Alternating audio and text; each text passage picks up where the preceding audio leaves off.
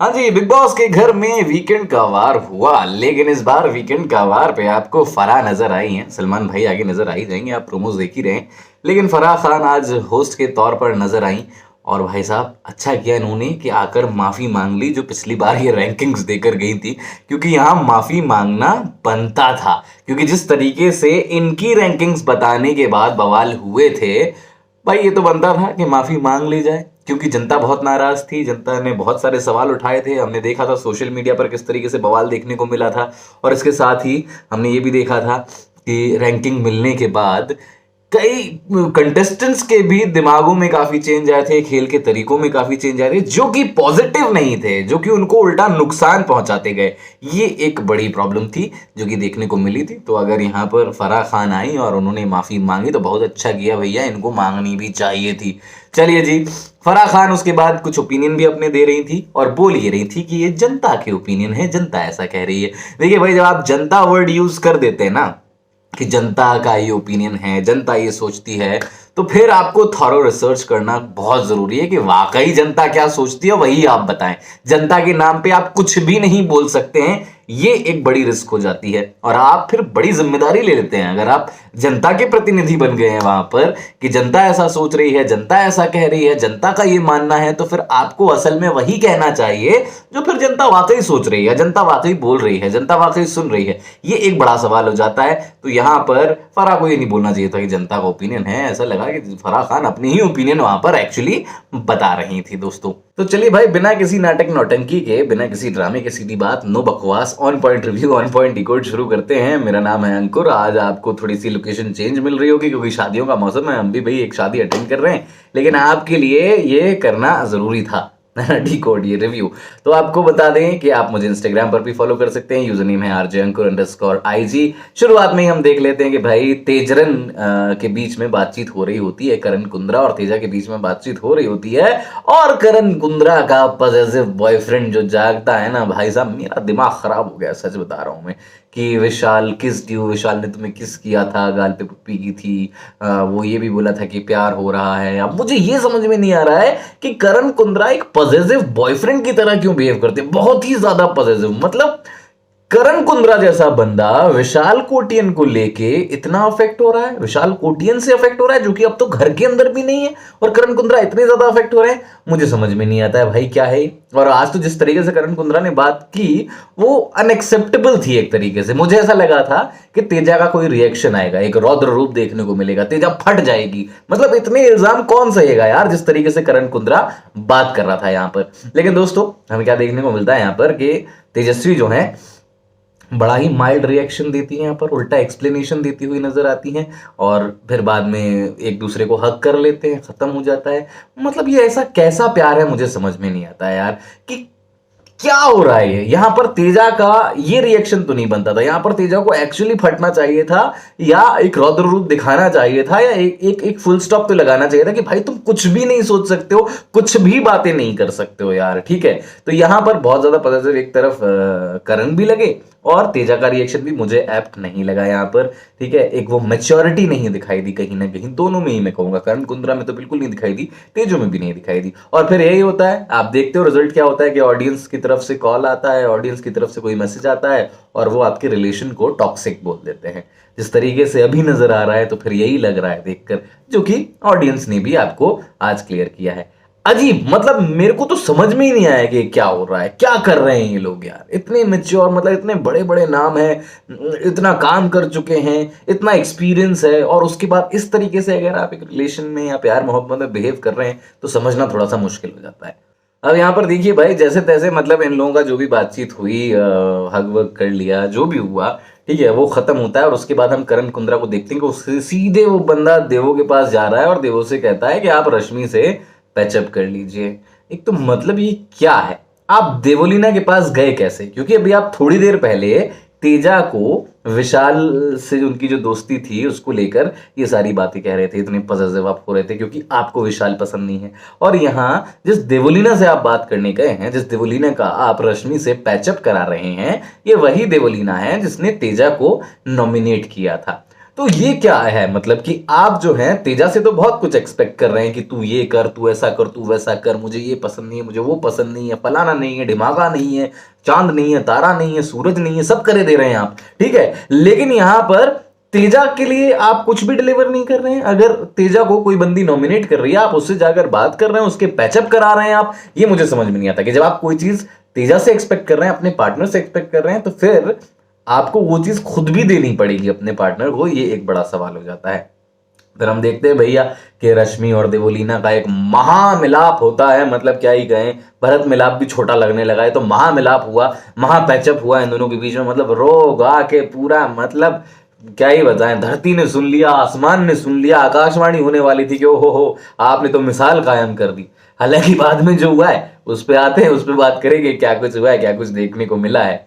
यहाँ पर फराह खान जो आई और दोबारा से उन्होंने रैंकिंग की बात शुरू कर दी। भाई मेरे दिल में हो गई धक, मैंने कहा भाई साहब अब ये फिर रैंकिंग बताएंगी और फिर कोई नया बवाल होगा, फिर से कुछ भलती सी अतरंगी सी रैंकिंग दी जाएंगी। और लेकिन ये जो डर था ना मेरा, ये मैं बस डर डर के ही देख रहा था। हालांकि जिस तरीके से फराह खान ने फिर आगे बोला, ऐसा कुछ तो उन्होंने नहीं कहा, और कहीं ना कहीं उन्होंने बताया कि मतलब कि उनको ही पछतावा है कि वो पिछली बार रैंकिंग देके क्यों गई, किस तरीके की रैंकिंग देके गई। एक एक करके लोगों को पकड़ा, तो उस पर आते हैं, हम बात करते हैं कि किसको क्या पकड़ा, किससे क्या बात हुई। आई नो आप स्पेशली जानना चाहते हैं कि उमर रियाज और प्रतीक सहजपाल को जो बातें यहां पर फराह खान ने बोली उस पर मेरा क्या रिएक्शन है, तो चलिए शुरू कर देते हैं। तो यहां पर सबसे पहले उमर रियाज की बात कर लेते हैं। यहां उमर रियाज की तारीफ करती हुई फराह खान नजर आई। शुरुआत में काफी तारीफ की कि तुम आसिम जैसे नहीं लग रहे हो, आसिम से अलग लग रहे हो, ये वो फलाना ढिमका, अच्छी बातें की तारीफ की। मुझे लगा कि चलिए भाई अब जाकर उमर को वो ड्यू अप्रिसिएशन मिला है जो कि इतने दिनों से हम मिस कर रहे थे, इतने दिनों से उसको इग्नोर ही कर दिया जा रहा था। वीकेंड का वार में सारी बातें हो रही थी, देखकर अच्छा लगा, लेकिन उसके बाद ही हम देखते हैं कि आपने तारीफ की और उसके बाद आपने फटके देना शुरू कर दिया। मतलब मुझे तो समझ में नहीं आया कि आप मतलब फराह खान जो है ये सीजन देख भी रही हैं या नहीं देख रही हैं, एपिसोड देख भी रही हैं या नहीं देख रही हैं, आगे सिर्फ अपना ओपिनियन दे रही हैं। क्योंकि आप वहां पर ये उमर से कह रही हैं कि तुम कुछ भी नहीं कर रहे हो फिर भी हो घर के अंदर, भाई तारीफ है तुम्हारी। भाई ऐसी तारीफ नहीं चाहिए, इससे अच्छा आप तारीफ नहीं करती, वो ज्यादा बढ़िया था। ये किस भाषा में तारीफ होती है मुझे समझ में नहीं आता है कि कुछ भी नहीं कर रहे हो फिर भी हो घर के अंदर। भाई ये तारीफ की बात, मुझे नहीं लगता ये तारीफ की बात है। और ये क्या मतलब कुछ भी नहीं कर रहा है उमर रियाज, ये तो एक बड़ा ही सरप्राइज हो गया मेरे लिए, क्योंकि मैं तो शायद फिर कोई और एपिसोड देख रहा था, फराह खान कोई और एपिसोड देख रही है शायद, है ना। या तो आप इससे अच्छा तारीफ नहीं करती, हर हफ्ते जैसे आप इग्नोर कर देते हैं उमर रियाज को, वैसे इग्नोर कर देते तो चल जाता, वो ज्यादा बेटर था, है ना। कम से कम ये तो मुझे नहीं लगा कि जस्टिफाइड था जिस तरीके से फराह खान ने ये बात कही है। चलो मान लिया भाई, ओके एक्सेप्टेड, फैन फॉलोइंग है, बट कुछ नहीं कर रहा है, ये कहां से एक्सेप्ट कर लिया जाए भाई। ये तो हजम ही नहीं हो रहा है मुझे क्या, जो भी बिग बॉस के एपिसोड देख रहे हैं उनमें से किसी को हजम नहीं हो रहा होगा कि उमर रियाज कुछ भी नहीं कर रहा है। कैसे आप कह सकते हैं कुछ भी नहीं कर रहा है? एक तो आप लोग ही भैया ऐसे एडिट मारते हैं कि दिखाई नहीं देता है। फिर आप अगर लाइव फीड खोल के देखो, लाइव फीड में ज्यादातर आपको दो ही लोग शाइन करते हुए, दो ही लोग ज्यादातर दिखाई देते हैं, एक उमर रियाज, दूसरा प्रतीक सहजपाल। दमादम लाइव फीड में देखो, आप ट्विटर पर जाकर देखो, लाइव फीड के इतने सारे क्लिप्स निकलते हैं जहां उमर रियाज क्या कुछ कर रहा है, क्या कुछ बातें कर रहा है, प्रतीक क्या कुछ कर रहा है, ठीक है। यहां हम देख रहे हैं कि आप एपिसोड में वो चीजें दिखाते नहीं है, एपिसोड में वैसा कुछ नहीं होता है, एपिसोड से उमर रियाज गायब ही होता है। और उसके बाद आप क्या करते हैं, पूरे हफ्ते एपिसोड इस तरीके के आते हैं, फिर उसके बाद वीकेंड का वार में आप कह देते हैं कि तुम तो कुछ भी नहीं कर रहे हो, तुम तो कुछ भी नहीं करो फिर भी अभी तक घर के अंदर हो, ये तारीफ की बात है भाई। ये मुझे समझ में नहीं आता यार।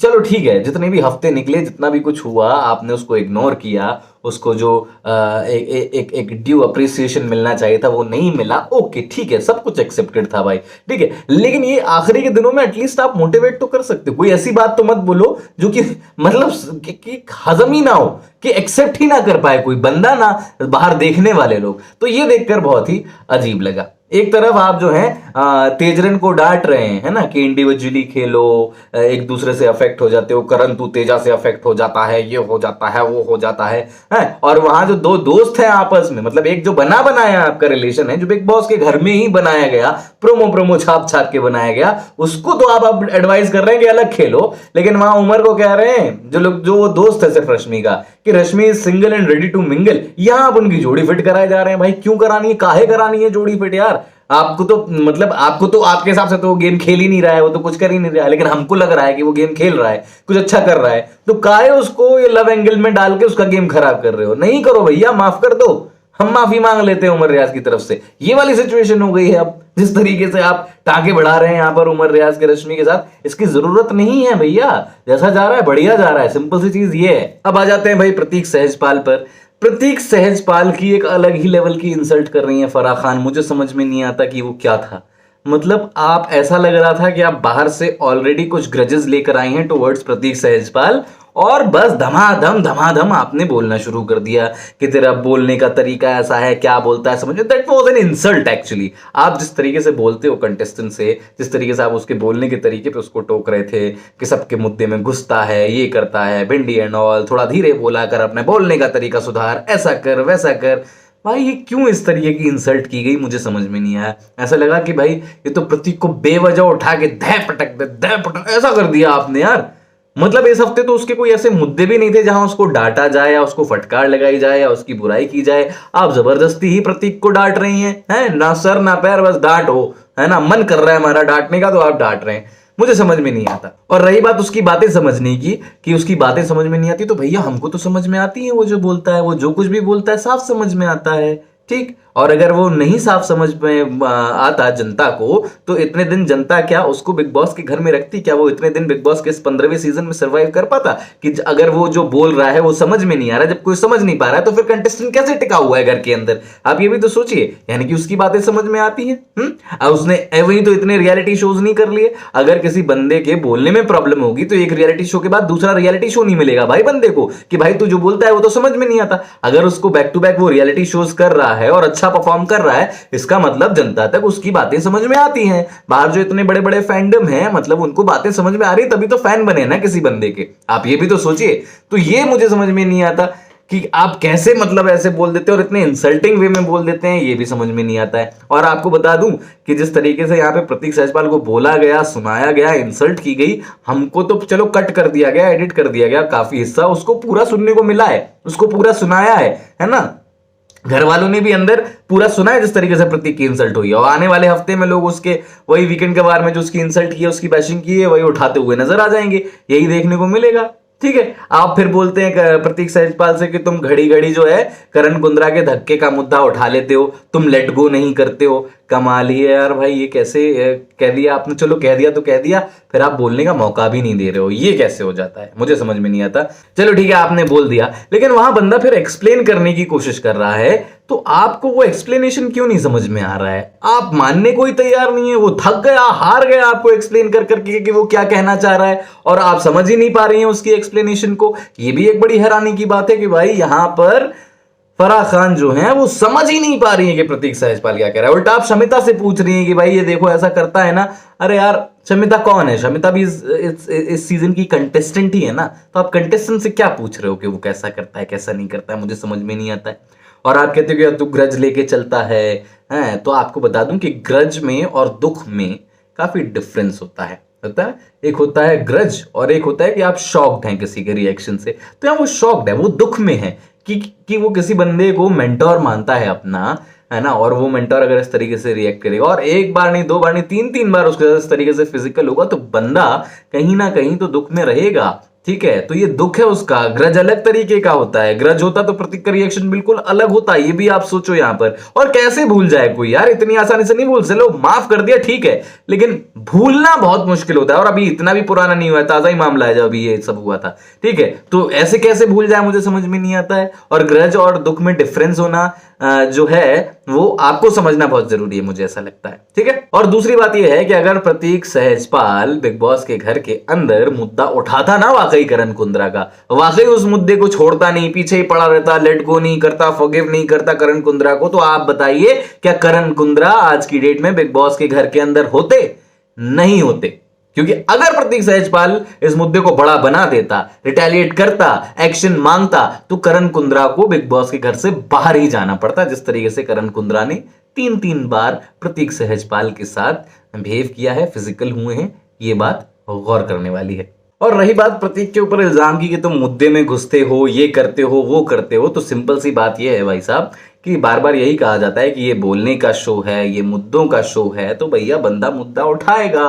उसको जहां लगेगा कि मुझे मुद्दा उठाना है वो मुद्दा उठाएगा। और अगर आपको याद हो कि प्रतीक ने इस शो के अंदर, इस सीजन के अंदर जब जब मुद्दे उठाए हैं, मैंने हमेशा यही कहा है कि भाई उसको मंदा मुद्दा उठाने का मुद्दा उठाए। जहां जब बिल्कुल ही एब्सर्ड मुद्दा हो जाता है तब जरूर मैं बोलता हूं, फिर वो चाहे वो कोई भी उठाए, ठीक है। तो यहां पर बीच में भी अगर आना पड़ेगा किसी मुद्दे के तो बंदा आएगा। बोला गया है कितनी बार, वीकेंड का वार में बोला गया है कि भाई ठीक है, अगर किसी और का भी मुद्दा हो रहा है, आपको एक स्ट्रांग ओपिनियन देना है, वहां दीजिए आकर आप। तो वहां अगर प्रतीक वो ओपिनियन दे रहा है तो क्या प्रॉब्लम है।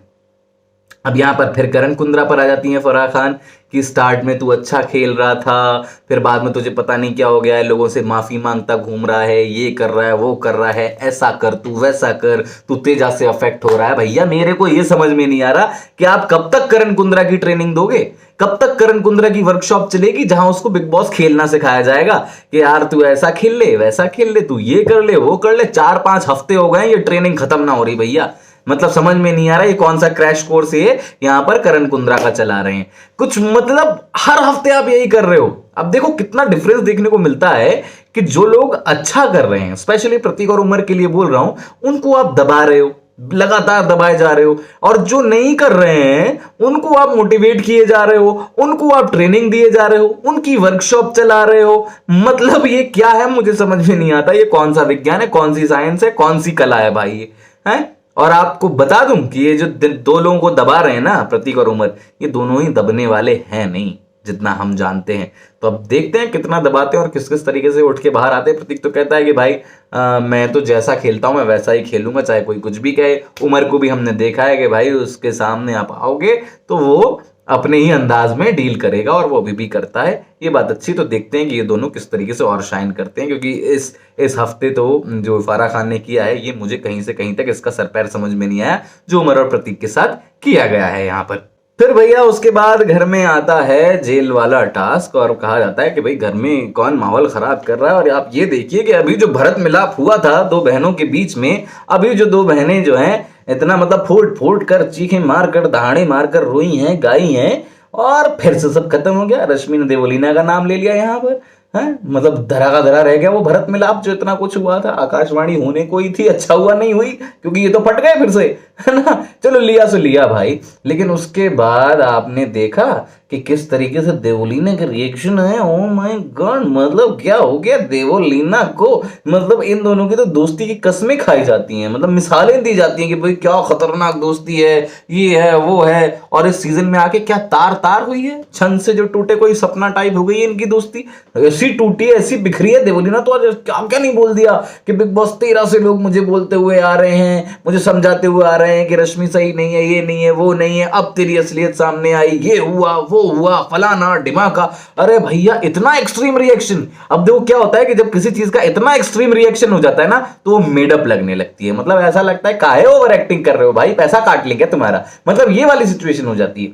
आप इतनी एक्सट्रीम रिएक्शन दोगे तो फिर यही लगेगा कि ये क्या है भैया, कि आप तो कहीं ना कहीं ओवरडू कर रहे हैं, इतनी जरूरत नहीं है, मेडअप दिखने लगता है। और अब तो दिख भी रहा है। अब देखना होगा कि क्या वाकई इनकी इतनी खतरनाक लड़ाई हुई है या फिर 2 दिन बाद भरत मिलाप देखने को मिलेगा।